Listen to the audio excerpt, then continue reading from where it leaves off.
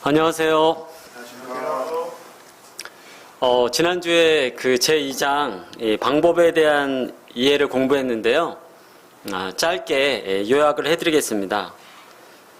많은 사람들이 잃어버린 영혼들을 전도하기 위한 좋은 방법은 한 가지뿐이라고 잘못 생각하고 있습니다. 하나님께서는 사람들을 인도하여 그리스도 안에서 구원을 얻게 하고 교회에 참석시키고 그리스도와 닮은 자가 되도록 훈련시키라고 교회에 명령하셨습니다. 그러나 우리에게는 특정한 문화 속에서 살아가는 사람들에게 가장 적합하면서도 사역을 가장 잘할 수 있는 방법을 택할 수 있는 자유를 주셨습니다. 팀 전도 전략은 새로운 사역 철학으로 전도에 관하여 완전히 새로운 생각을 제공하고 이전의 개인 전도 프로그램과는 완전히 다른 적용 방법을 제시하고 있습니다. 팀 전도 전략은 효과적인 전도 방법을 제시하는 4가지 단계가 있는데요. 첫째는 철학, 둘째는 원리와 법칙, 세 번째는 원리와 법칙의 적용, 네 번째는 교회에서의 적용의 실행이 있습니다. 개인 전도의 역사에 대해서 살펴보면서 복음 제시 전도와 생활 전도가 무엇인지에 대해 알아봤고 각각의 장점과 약점에 대해 알아보면서 팀 전도 전략이 어떻게 두 전도 방법을 보완하면서 약점들을 최소화하는지에 대해 살펴보는 시간을 가졌습니다. 복음 제시 전도의 장점은 지역교회를 활동 중심으로 하고 훈련 방법을 제공하며 적용 방법이 구도자 방문이나 식사 등과 같이 실제적이며 복음을 말로 표현한다는 것입니다. 거기에 비해 약점은 모든 사람들에게 적합할 것이라는 가정이며 거짓 결신이고 사람들이 훈련에 참여하지 않는다는 것입니다. 생활전도의 장점은 죄책감을 없애고 관계의 장점을 활용하여 거룩한 삶을 장려한다는 것입니다. 단점은 인간의 죄성이고 적용 방법이 없고 말로 표현하지 못한다는 것이고 교회가 중심이 아니라는 것입니다.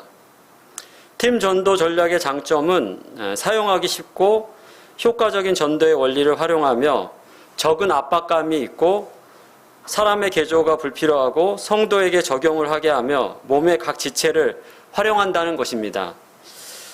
팀 전도 전략이 복음 제시 전도와 생활 전도의 약점들을 최소화하는 방법은 훈련을 요구하지 않고 전도의 은사를 인정하며 사람들을 현재의 영적 수준 그대로 활용하여 지역교회의 중심이고 자연스러운 교제를 통해 나눌 것을 장려한다는 것입니다. 팀 전도는 하나의 전략입니다. 팀원들은 각 개인에게 맞는 방법을 사용하고 함께 일함으로써 사람들을 교회로 연결시키고 그리스도께로 인도하고 계속해서 성숙한 그리스도인이 되도록 도와줍니다. 전도자는 여전히 직접 복음을 제시하는 방법을 사용하는 반면 자비를 베푸는 자, 권위하는 자, 교사, 목자 등은 잃어버린 영혼과 교회에 참석하지 않는 자들에게 다가가서 각기 다른 역할을 합니다. 어느 누구도 억지로 자기에게 적합하지 않은 틀 속에 맞추도록 강요당하지 않습니다. 모든 사람은 각자 고유의 역할이 있습니다. 팀 전도 전략은 교회 전체를 포함합니다. 팀원들이 다른 사람들에게 나아갈 때 조직화된 과정 안에서 자기의 장점과 능력을 사용하여 사람들을 그리스도께 인도한다는 목표를 향해 조화를 이루며 함께 일합니다. 오늘은 그 제3장 이 도구에 대한 이해라는 그런 제목으로 말씀을 나누겠습니다. 형제 자매님들은 본인이 좋아하고 또 적성에 맞고 또 본인의 그런 어떤 그 능력에 맞는 어떤 그런 일을 진로로 선택해서 또 직장 생활을 해 오셨나요? 많은 사람들이 자기가 좋아하는 것이 무엇인지 모르고 또 적성에 맞고 또 자신의 능력에 맞는 그러한 일을 모르고 진로를 선택하고 사회생활을 하는 것들을 이렇게 보게 됩니다. 이 대학생들도 자기가 전공하는 것과 다른 직업을 많이 이렇게 선택하는 것을 볼 수 있습니다. 특별히 이 청소년들과 이 청년들한테는 이게 굉장히 중요한 과제인데요. 저도 이 청소년 시기에 제가 무엇을 좋아하고 잘하는지 모르기 때문에 진로에 대해서 이제 걱정을 많이 했거든요. 고3 때 이 성가대를 하면서 뒤에 앉은 형이 저보고 기계공학이 되게 전망이 밝다고 저보고 기계공학을 한번 전공해보면 어떻겠냐 이렇게 제안을 해서 그때 이제 제가 이제 성적에 맞춰서 이 기계과를 이렇게 가게 됐습니다. 그런데 제가 그 수학과 물리를 잘 못하고 좋아하지 않는데 막상 기계과를 가보니까 수학과 물리를 주로 하더라고요. 또한 이 선반이나 밀링이라는 이 기계가 또 잘못 다루면 손도 잘린다고 하고 겁도 나기도 하고 학과 자체가 적성에 좀 안 맞았습니다. 그래서 제가 한 6개월 동안 멍하니 이렇게 칠판만 보다가 이 자퇴서를 냈는데 교수님이 이제 군대 갔다 와서 다시 한번 생각해 보라고. 그래서 제가 그때 이제 군대를 가게 됐는데 이 공군으로 가게 됐고 제가 보직이 취사병으로 이렇게 가게 됐습니다. 그래서 칼질을 하고 요리를 하면서 이 요리하는 게 좀 흥미가 맞더라고요. 또 적성도 맞고 재미있기도 하고 시간도 아주 잘 갔습니다. 그래서 나중에 이제 제대하고 이제 대학을 조리학과로 제가 전과를 했는데요. 이렇게 많은 사람들이 자신이 좋아하고 또 뭘 잘하는지 이런 것들을 잘 모르고 이렇게 결정을 많이 하게 되는데요. 이런 것들을 잘 알고 결정하는 것이 인생에 있어서 중요하다고 생각합니다. 교회에서도 하나님이 자신에게 주신 은사와 재능을 알고 교회를 섬기는 것이 바람직하다고 생각을 합니다. 사명을 준비하기 위해서는 이 사명과 방법에 대해서 이해해야 할 뿐만 아니라 사명을 수행하는 데 필요한 도구를 이해해야 합니다. 영적 은사들은 하나님께서 우리에게 지상 명령을 수행하라고 주신 도구입니다. 모든 그리스도인에게는 하나님께서 지역교회를 통하여 다른 사람을 섬기는데 사용하라고 주신 영적 은사가 적어도 하나 이상은 있습니다. 그러나 각각 하나님께 받은 자기의 은사가 있으니 하나는 이러하고 하나는 저러하니라. 은사를 받은 사실을 아는 것은 자신을 이해하고 자기 삶에 대한 하나님의 소명을 이해하는 데 있어서 지름길이 됩니다. 팀 전도 전략에서는 각 지체가 자기의 은사를 사용하여 자기 모습 그대로 중요한 역할을 수행하게 됩니다. 그러므로 지상 명령을 수행할 때 팀에서 자신의 역할을 다하려면 자신의 그 영적 은사를 아는 것이 매우 중요합니다. 영적 은사는 봉사의 일을 하기 위한 도구입니다.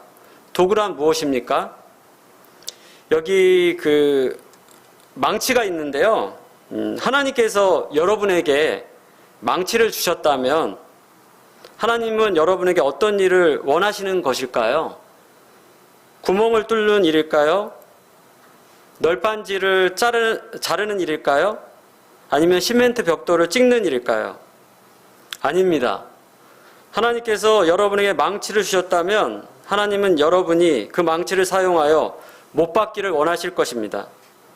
하나님께서 여러분에게 어떤 도구, 영적 은사를 주셨는지 알아야 합니다. 그래야 하나님이 팀에서 여러분의 위치를 결정할 수 있습니다. 즉 하나님께서 여러분이 어디에서 섬기기를 원하는지 알게 될 것입니다. 하나님께서 여러분에게 준 은사를 사용할 때 여러분은 최소의 실패로 최대의 성과를 얻을 것입니다. 다른 팀원들도 하나님께서 그들에게 준 은사들을 사용할 때 여러분은 그들과 조화를 이루어 일할 수 있을 것입니다.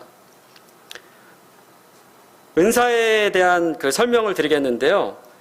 이 지상명령 수행의 모든 절차의 목적은 하나님에 대해 피상적으로 알고 있는 사람들을 성숙한 그리스도인이 되도록 하게 하는 것입니다. 그러므로 다양한 은사와 팀의 노력이 필요합니다. 교회 성장 은사에는 기본적으로 9가지가 있습니다.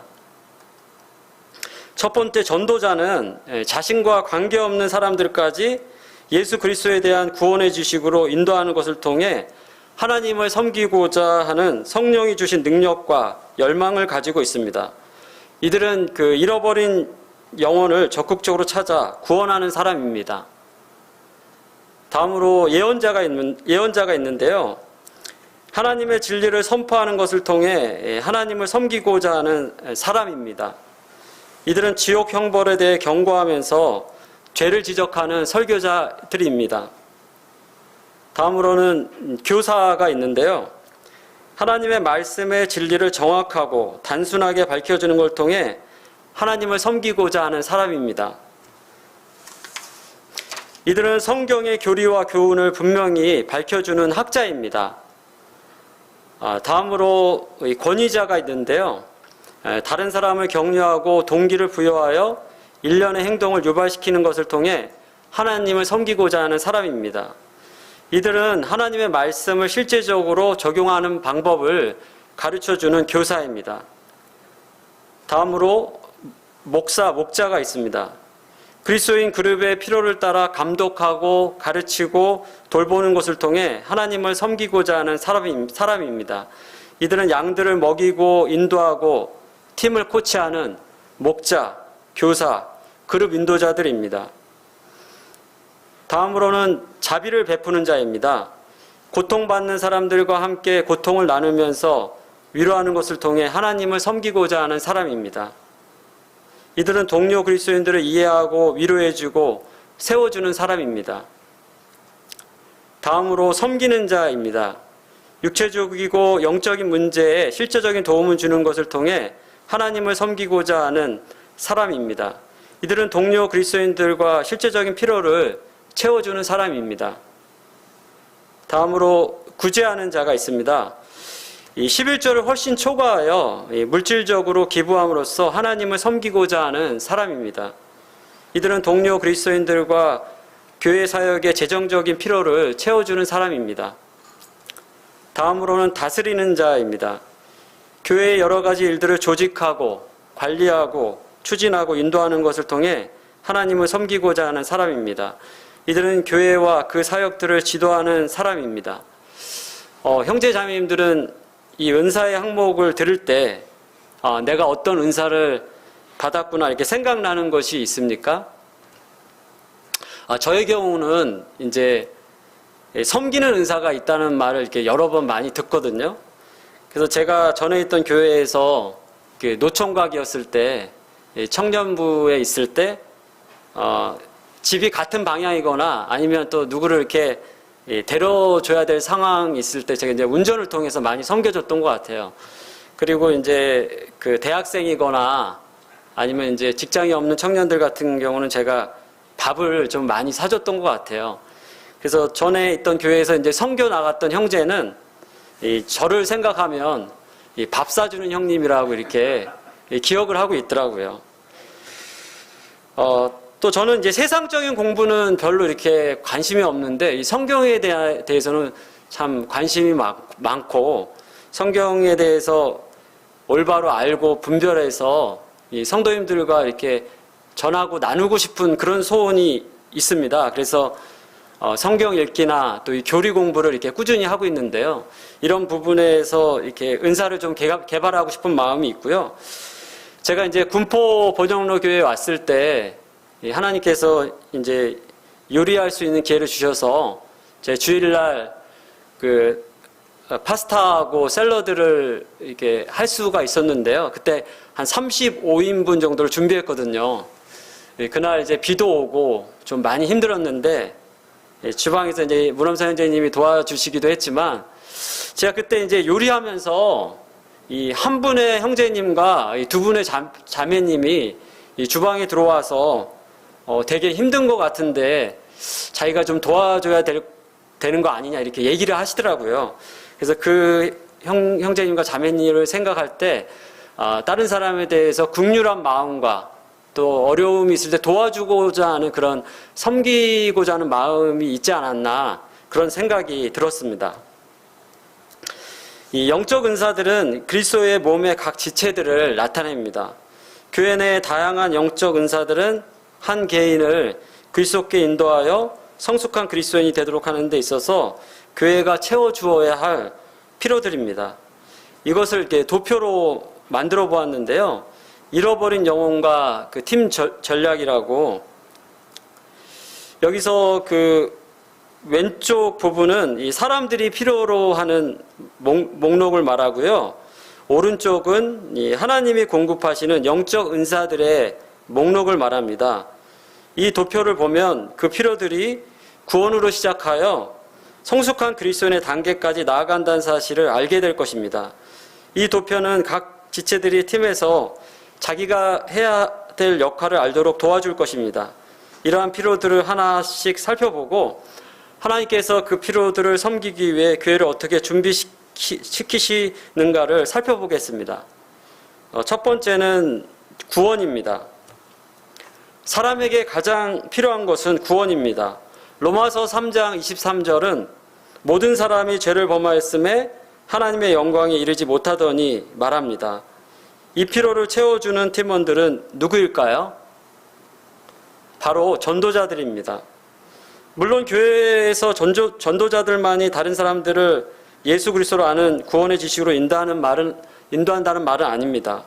그러나 조사를 해보면 전도자들이 구원받지 않은 사람들 가운데 80에서 90% 정도를 전도한다는 사실을 알게 됩니다. 그러나 팀 전도 전략에서는 이것을 바꿀 수 있습니다. 전도자들은 적극적으로 직접 그리스도를 전하는 사람들입니다. 다음은 죄에 대한 깨달음입니다. 사람은 죄에 대해 알아야 합니다. 이 필요를 채워주는 팀원들은 예언자들입니다. 그들은 다른 사람들의 삶에서 잘못된 것을 알 수 있습니다. 그들은 옳은 것을 모두 볼 수 있는 건 아니지만 교회의 잘못된 것을 볼 수는 있습니다. 그들의 사역은 죄를 지적하는 것입니다. 예언자들은 우리가 실생활 설교라고 생각하는 일을 합니다. 다시 말해 우리를 흥분시키고 남의 일을 개의치 않고 죄를 자각하도록 설교하고 양심을 찌릅니다. 이런 사람들은 지옥의 형벌을 경고하는 설교자들입니다. 우리들 가운데는 이제 김광수 형제님이 이런 역할을 잘 하고 계신 것 같아요. 형님한테 가끔 혼날 때도 있는데 말씀을 잘못 분별한다거나 또 신앙생활 잘못하는 부분이 있으면 형님이 지적해 주시고 코치해 주셔서 하나님께서 이러한 필요들을 저희들에게 채워주고 계시다고 이렇게 생각을 합니다. 다음은 교리 교훈입니다. 사람은 바른 생활을 위한 원리를 알아야 합니다. 다시 말해 무엇이 옳은가를 알아야 합니다. 삶에서 이 필요를 채워주는 사람들은 교사들입니다. 헬라어로 디다스코라는 말인데 이 가르친다는 말로써 지식을 전한다, 사실을 전한다, 혹은 알게 한다는 뜻을 내포하고 있습니다. 다음은 방법을 아는 것입니다. 사람은 방법을 알아야 합니다. 그 필요를 채워주는 그리스도인들은 권위자들입니다. 그들은 사람들에게 일을 하는 방법을 가르치는데 많은 시간을 투자합니다. 또 사람들에게 동기를 부여하고 더 잘하도록 도전합니다. 다음은 돌봄입니다. 사람은 돌봄을 필요로 합니다. 성경은 처음부터 끝까지 사람들을 양으로 언급하고 있습니다. 우리는 양입니다. 그리고 그리스도께서는 목자이십니다. 비탈길에서 곤두박질 친 양은 목자의 도움 없이는 올라올 수도 빠져나올 수도 없습니다. 누가 그 필요를 채워줄 수 있습니까?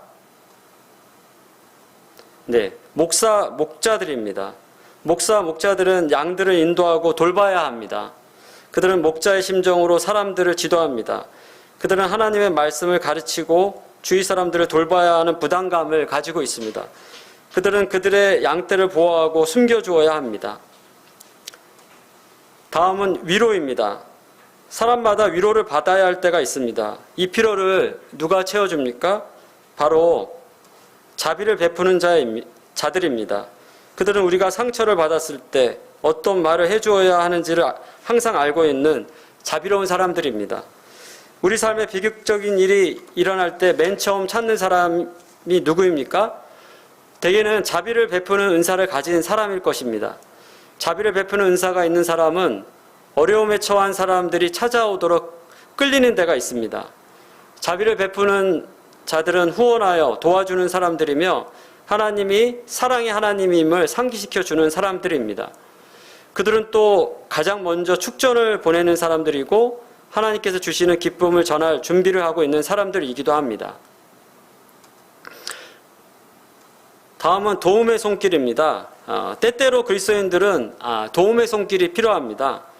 이 자동차나 집을 수리해야 하는데 어떤 이유로 가장이 그 일을 할 수 없다고 했을 때, 교회 건물을 보수해야 한다거나 수술을 하고 회복 중인 친구에게 음식을 만들어 주어야 한다거나 하는 일 등 여러 가지 일이 발생했을 때 우리는 자원하여 그 일을 도와줄 수 있는 사람이 필요합니다. 섬기는 자들은 육체적인 일을 함으로 큰 만족을 얻습니다. 섬기는 일은 분명 오늘날 장려해야 할 사역입니다. 이것은 하나님께서 모든 교회의 많은 사람들에게 주신 은사입니다. 제가 이것도 잘 못하는 영역 중에 하나거든요. 제가 좀 기계치인데 또 집에서 뭐를 이렇게 만들거나 고쳐야 되거나 설치해야 될 때 제가 잘 못하는 편입니다. 그래서 아내가 저보고 잘 못한다고 하면 저는 이제 그런 말을 합니다. 내가 못하는 것도 있어야지 이렇게 다 이렇게 잘하는 것만 있으면 다른 사람이 나 보고 힘들지 않겠냐고. 못하는 것도 있어야 좀 격려도 받고 이런 말을 하거든요. 우리가 이제 교회에서나 가정에서 무엇을 고치거나 설치해야 될 때, 잘 안 될 때, 생각나는 형제님 계시죠? 군포 번영로교회에 지금 많이 이렇게 섬겨주시는데 형제님의 그러한 섬김에 감사를 드립니다. 다음은 재정적 도움입니다. 이 재정적 도움에 대한 필요는 항상 있습니다. 재정은 교회에서 목회 사역과 선교를 후원하는 데 필요합니다. 구제하는 자들은 재정적 필요를 채워주며 선교에 관심이 많습니다. 구제하는 자가 많아서 선교 사업을 많이 후원하고 있는 교회들이 적지 않습니다. 이런 사람들은 재정적 어려움에 처한 다른 사람들을 구제하는 일도 즐거워합니다. 이건 역시 오늘날 매우 필요한 사역입니다. 우리는 이 은사를 가진 사람들을 결코 얕잡아 보아서는 안 됩니다. 다음은 지도입니다. 이 평범한 교인들에게는 지도가 필요합니다. 이 목표를 이루기 위해서 이 성도들의 84%가 끊임없이 관리되어야 하고 그들을 위해 계획된 전체적인 프로그램이 필요합니다. 이 프로그램이 전개될 때 이 성도들의 14% 정도만이 거의 관리를 받지 않고 그 목표를 이룰 만한 능력을 가지고 있습니다. 신자들 중에 2%만이 꿈을 꾸고 스스로 그 꿈을 이룰 수 있는 능력이 있기 때문에 나머지 평범한 성도들에게는 지도가 필요합니다. 다스리는 자들은 지도자들입니다. 다음으로 교제인데요. 사람은 교제가 필요합니다. 누가 이 필요를 채워줄 수 있습니까? 바로 몸 전체입니다. 다시 말해 그 다스리는 자, 섬기는 자, 구제하는 자, 권위자, 예언자, 교사, 전도자, 자비를 베푸는 자, 그리고 목자 모두입니다. 이 모든 사람들이 함께 전체의 몸을 이루어 한 개인의 삶에 교제의 필요를 채워줍니다. 조사에 의하면 교회에 출석하기 시작한 대부분의 사람들은 사람들의 교제가 즐겁기 때문에 교회에 출석한다고 합니다. 우리는 교회에 참석하게 되면 친구들을 만나게 됩니다. 큰 교회에서는 처음 참석한 사람이 사람들을 만나지도 그들과 사귀지도 못하는 경향이 있습니다. 새 친구를 만나거나 교제할 만한 그룹을 찾기가 어렵습니다. 큰 교회에서는 교제의 필요를 채워주기가 매우 어렵습니다. 그러나 그 필요를 채워줄 수 있어야 하고 반드시 그렇게 해야 합니다. 이 학생들이나 청년들한테 이러한 필요가 많이 필요한 것 같아요. 교회에 왔을 때 같은 또래들이 있고 같이 교제하고 놀기도 하면서 또 마음이 열리기도 하고 또 하나님의 말씀을 이렇게 받아들이는 그러한 것들을 이렇게 주위에 보게 됩니다. 예전에 그 교회에 대한 그 연구 발표를 한 그 자료가 있는데 이 교회에서 이 교제권을 그 제공해 주지 못할 때 이 3년 안에 그 교회의 70% 신자가 떠날 것이다. 이러한 발표를 한 것을 이렇게 본 적이 있습니다. 여기 그 도표를 보면 이 도표 가운데 그 내용을 그 아래에서 위로 이렇게 읽어보면 이 지체를 섬김이라고 하는 이러한 피로가 나옵니다. 이것을 그 촉매 피로라고 이렇게 부르는데요. 이것은 그 피로들과 은사들 사이에 위치해 있습니다. 그것은 영적 은사들의 모든 목록과 채워져야 할 피로들을 한데 묶어줍니다. 사람은 다른 사람을 섬겨야 합니다. 하나님께서는 이 모든 사람들의 마음에 이러한 피로들을 두셨습니다. 사람들의 삶은 다른 사람들의 삶과 서로 어우러져 있습니다. 그리스도인들만 그런 것은 아닙니다. 어디서든지 기꺼이 자신의 삶과 타인의 삶을 어우러지려고 하려 할 때 거기서는 언제나 이 고통은 적어지고 또 행복과 만족이 더 많아지는 것들을 보게 됩니다. 이는 단지 그들이 하나님께 주신 피로들을 체험받고 있기 때문입니다. 그리스도인으로서 우리는 우리의 은사를 통해 봉사함으로 다른 지체를 섬겨야 합니다. 실제로 성경은 우리에게 그렇게 하라고 명령합니다. 각각 은사를 받은 대로 하나님의 각양 은혜를 맡은 선한 청지기같이 서로 봉사하라. 마지막으로는 이제 그 성숙한 이제 그리스도인인데요. 여러분이 한 개인의 삶에서 이상의 모든 피로들을 다 채워주면 그 사람은 성숙한 그리스도인이 됩니다. 물론 여러분이 그의 삶에서 모든 피로들을 채워주지 않으면 그는 절대로 성숙한 그리스도인이 되지 못합니다. 그러나 우리가 모든 피로들을 채워주면 채워줄수록 그 사람은 더욱더 성숙해집니다. 도표를 또 보시겠는데요. 오른쪽에 있는 은사들을 다 합치면 팀이 됩니다. 팀이란 성령께서 내주하셔서 힘을 주시는 적극적인 사람들의 그룹입니다. 의심할 것도 없이 팀은 이 세상에서 가장 강력한 힘입니다. 그런데 수년 동안 우리는 이 힘의 대부분을 잠재해 두었습니다. 우리는 세상에서 가장 강력한 힘을 가졌습니다.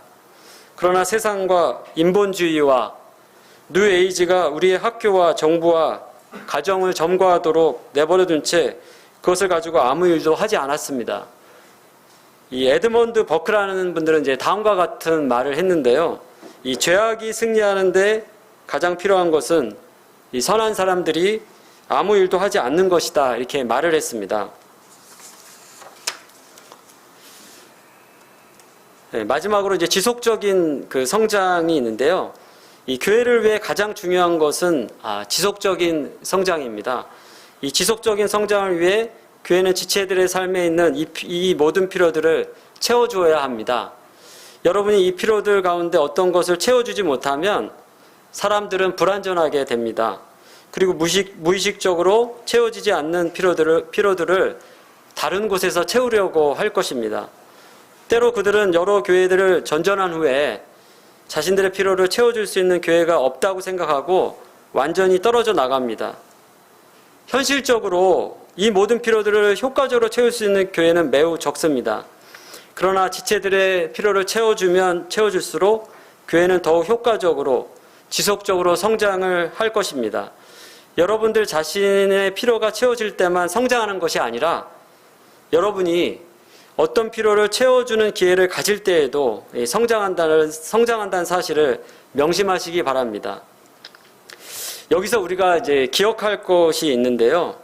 이러한 그 모든 영적 은사들을 효과적으로 할 수 있게 하는 자원이 있습니다. 그것은 성경인데요. 이 성경 안에 그리스도인들을 훈련시키는 4가지 절차가 있습니다.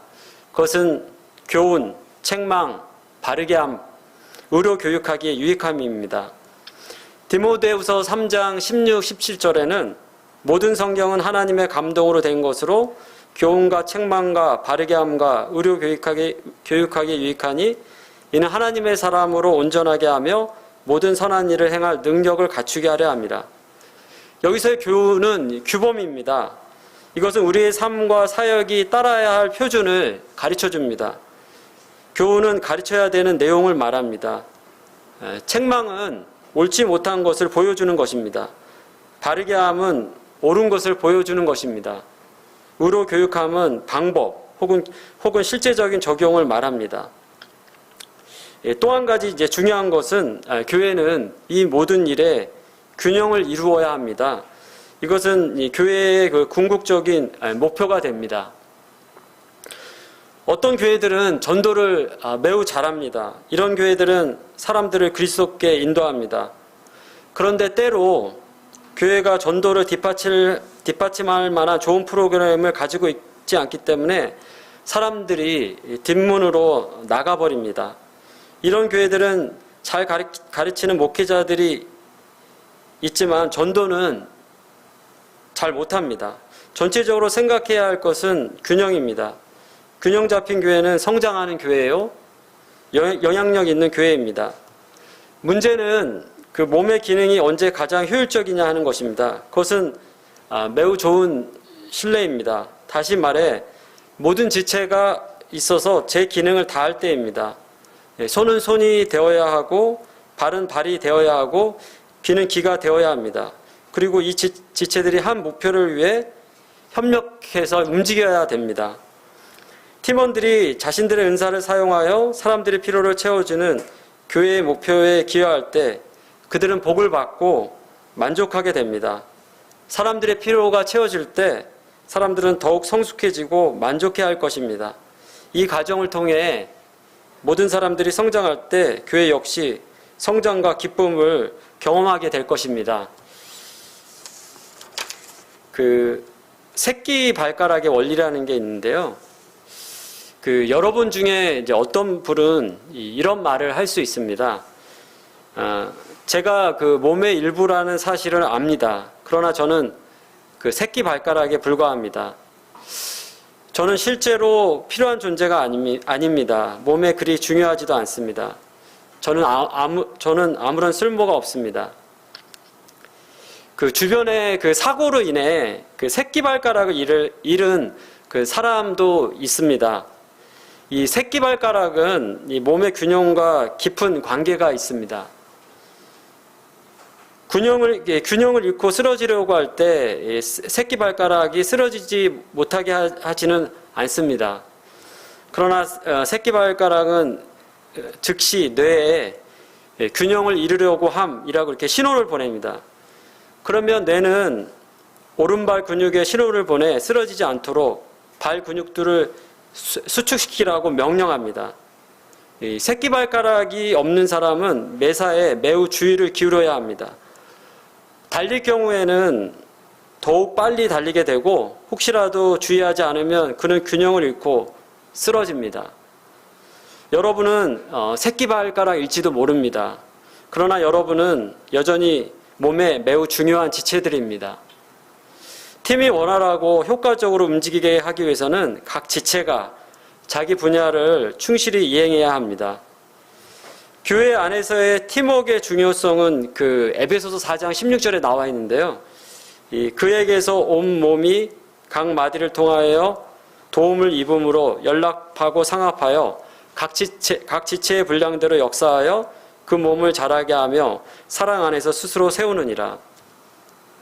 결론을 드리겠는데요. 하나님께서는 각 사람이 그리스도의 몸 안에서 역할을 수행하도록 하거나 혹은 그 이상의 영적 은사들로 각 개인들을 특별하게 준비시키셨습니다. 은사는 여러 가지나 성령은 같고 이 모든 일은 같은 한 성령이 행하사 그 뜻대로 각 사람에게 나눠주시느니라.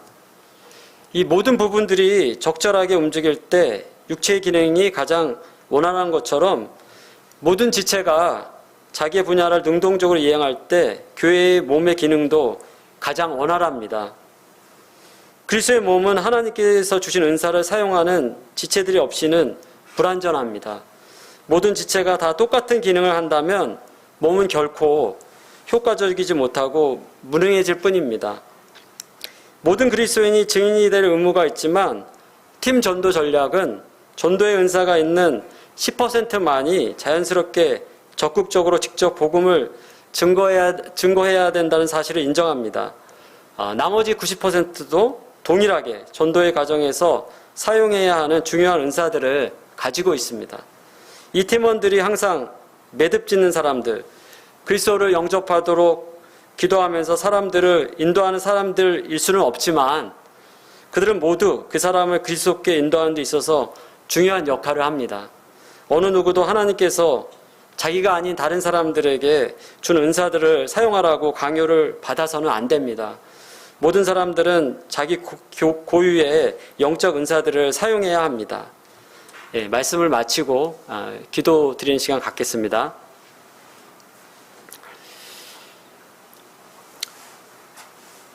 아버지 하나님, 참 죄로 말미암아 영원히 죽을 수밖에 없었던 저희들을 불쌍히 여겨주시고 사랑해 주셔서 예수 그리스도의 죽음과 부활을 통해 저희를 구원해 주시고 또한 몸된 교회 가운데 저를 불러주셔서 하나님의 나라와 영광을 위해 살아갈 수 있는 놀라운 은혜를 베풀어 주신 하나님께 감사를 드립니다. 참 저희를 구원해 주셨을 뿐만 아니라 하늘에 속한 모든 신령한 영적인 복을 주신 하나님께 참 감사를 드립니다. 저희를 하나님 나라의 상속자로 불러주셔서 하나님과 함께 왕노릇할 자로 또한 하나님의 나라를 다스릴 자로 이렇게 세워주심을 생각할 때 주님 참 감사드립니다. 주님의 놀라우신 그 희생과 그 피 흘리심을 통해서 저희가 이러한 은혜를 받게 됐고 또한 이러한 복음을 위해 수많은 믿음의 선진들이 피를 흘리고 또한 자신의 목숨을 들여서 이러한 복음이 저희에게까지 온 것을 알게 됩니다. 이러한 복음을 저희가 귀중히 여기고 또한 주변 영혼들에게 이러한 하나님의 은혜와 사랑을 나눌 수 있는 그러한 교회가 될 수 있도록 하나님 축복해 주시기 원합니다. 하나님께서 저희들 각자에게 놀라운 은사를 주셨습니다. 이러한 몸된 교회를 효과적으로 저희가 세워가게 하셔서 또한 사람들을 주님께 인도해서 정말 그리스도의 형상에까지 닮아갈 수 있도록 세워갈 수 있는 그런 아름다운 지역교회가 될 수 있도록 주님 축복해 주시옵소서. 오늘 말씀에 대해 감사드리며 예수 그리스도의 이름으로 하나님께 기도드렸습니다.